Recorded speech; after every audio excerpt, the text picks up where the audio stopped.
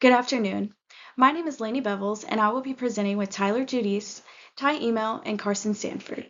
We are Group 1 from Business Administration 120, Section 7XB. We chose to do Amazon because it is one of the largest employers in the world, so its management practices impact a huge workforce. Not only this, but there are well-documented employee relation issues known from many articles. So now that you know why we chose this company, we will walk you through what the rest of our presentation will cover. On this slide, you can see the outline of our presentation, where we will start with a company overview to give basic background information on Amazon's operations, workplace, and overall business model. This helps for us to visualize how far the company has come over the years and what exactly is Amazon. Next, we will introduce our research topic, which focuses on three major issues. 1. Serious injuries in Amazon warehouses. 2. Employee strikes related to pay and working conditions, as well as 3.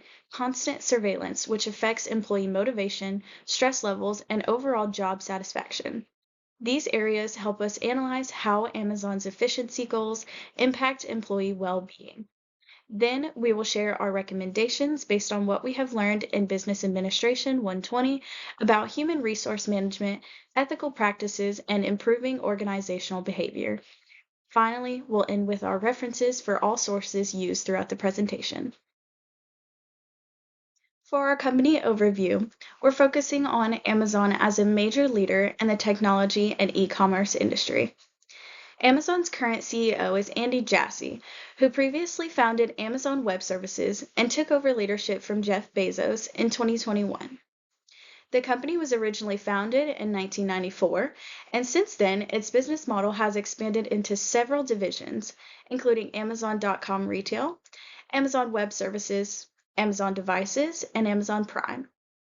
From a business administration perspective, Amazon is a strong example of what a company that uses innovation, efficiency, and economies of scale to maintain a powerful competitive advantage.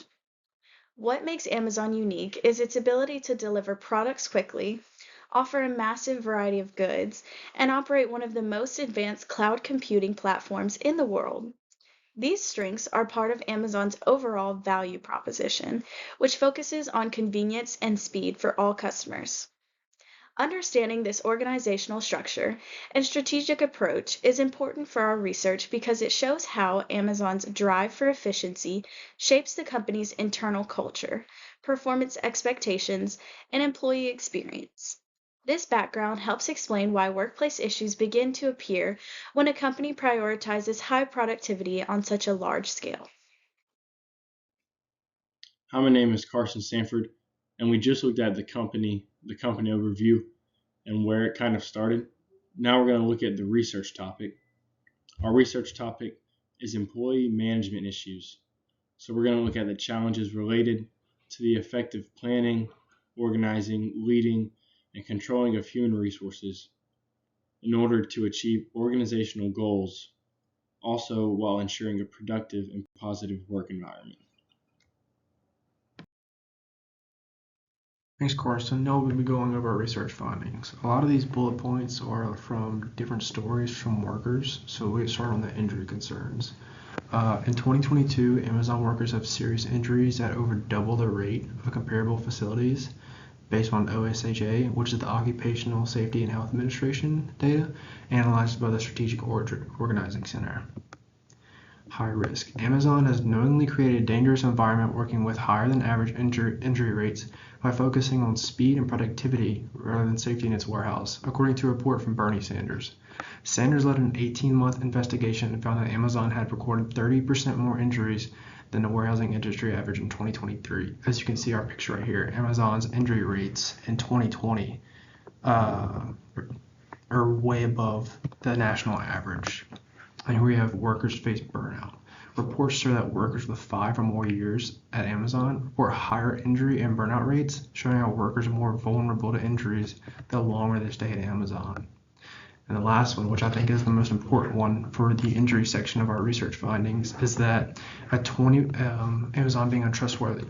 In 2024, a Senate investigation, once again held by Bernie Sanders, found that Amazon manipulated workplace injury data to appear safer than they really are. The company allegedly discouraged injured workers from seeking outside medical care, cherry-picked statistics, and ignored internal safety research, all maintaining productivity quotas that drove injury rates far above the industry average.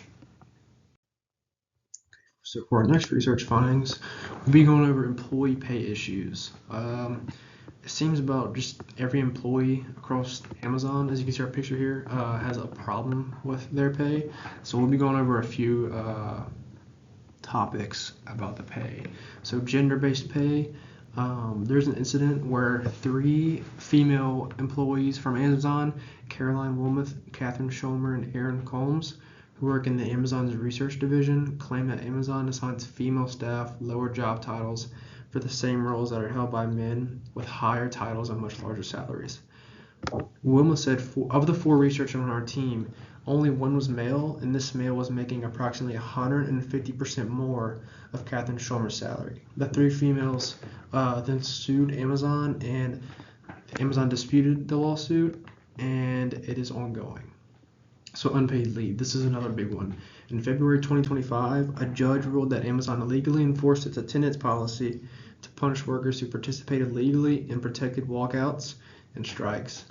This ties in with our previous research findings about injuries because Amazon workers are more susceptible to injuries, which means they will often be left out of work, but they still aren't being paid even if they don't hurt on the job. So even if they have a job-related injury that's not their fault, they're going to have to go home and they'll suffer from no pay.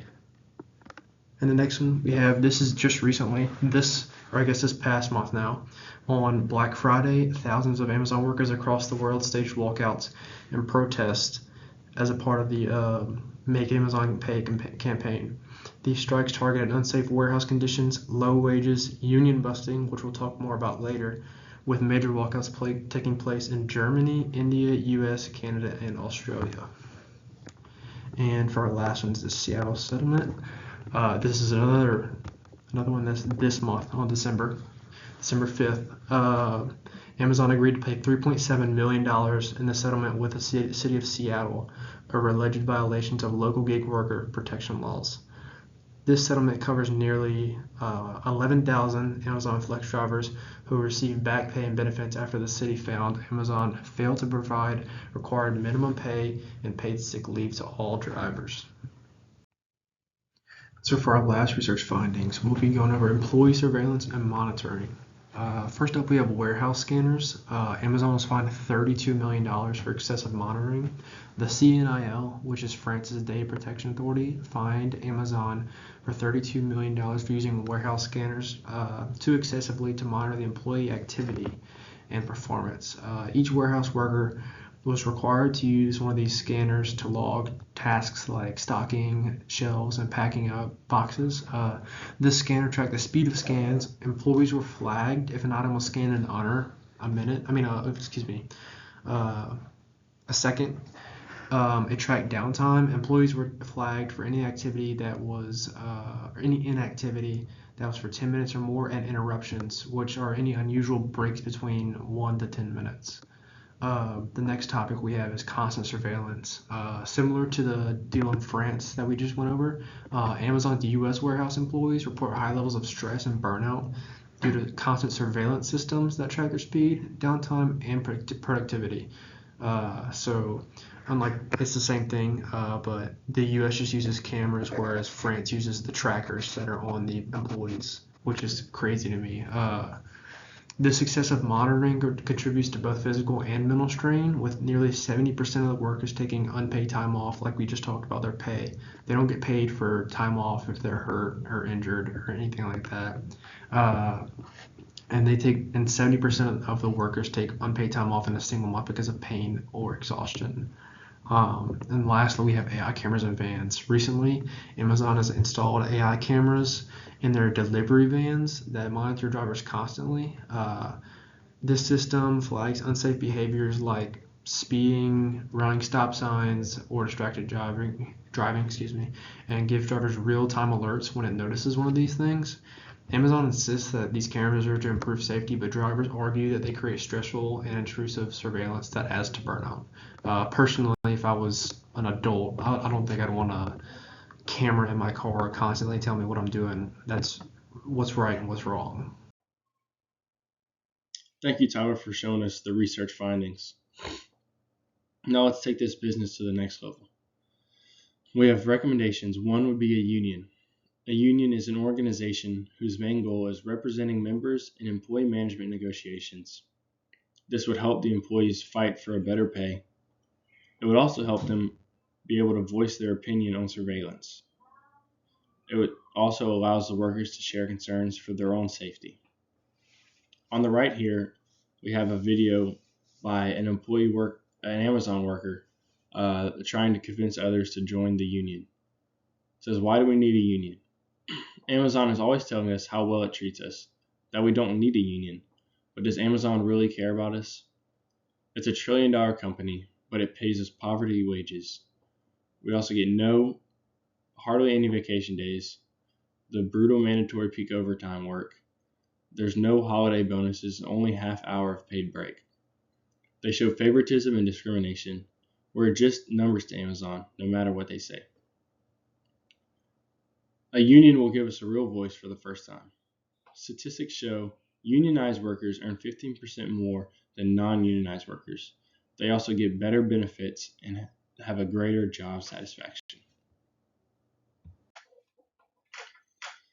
Our second recommendation is collective bargaining.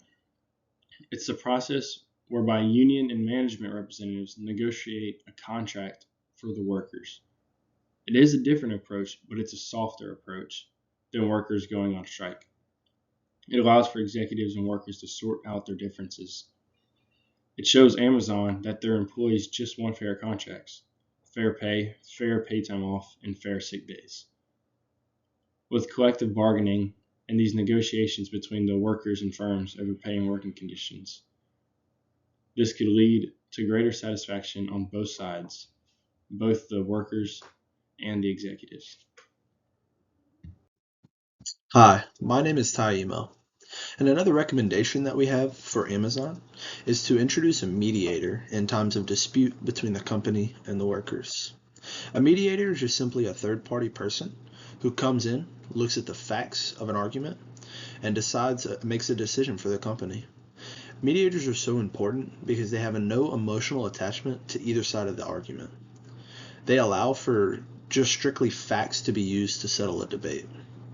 A mediator would be so important in settling some of the key issues of Amazon because it allows for the workers to show their underpayment, and Amazon has no true way to deny that underpayment. Because simply looking at the facts and the comparison from one company to another of similar size, it's impossible to not see the underpayment of their workers.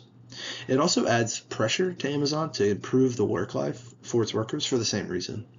When using a mediator and strictly looking at the facts in a side-by-side comparison to other companies, it becomes obvious the disparities between the companies and how the workers are not treated the same. The final recommendation that we have for Amazon would be to implore a union shop agreement. A union shop agreement is just simply a clause that forces all of the employees to join a union upon 90 days of being hired. Now, while forcing an employee to join a union doesn't necessarily sound like something that would be great for worker lifestyle, it would increase the negotiating power of the union because of its large size. With every employee having to join the union, it would increase the size of the union because it would not be an option, therefore giving it more power in the company. Another thing that it does is it adds a protection. Required membership secures the employee's protection because the union will fight for each of its employees because every employee is a part of the union. The final way that it would improve the worker lifestyle is it creates a stronger community. It forges bonds between workers regarding the management and creates a sense of camaraderie with every employee being a part of the union. They feel a collective part of being together, which creates a better workplace environment. Here's the first page of our references. We use sources from Amazon's websites themselves, as well as articles from reputable businessmen talking about the history and the manipulation of the employee. employees at Amazon. This is the final page of our references. These references more focus on how Amazon was using cameras and AI technology to track their workers. Thank you for watching our presentation, and I hope you learned something new.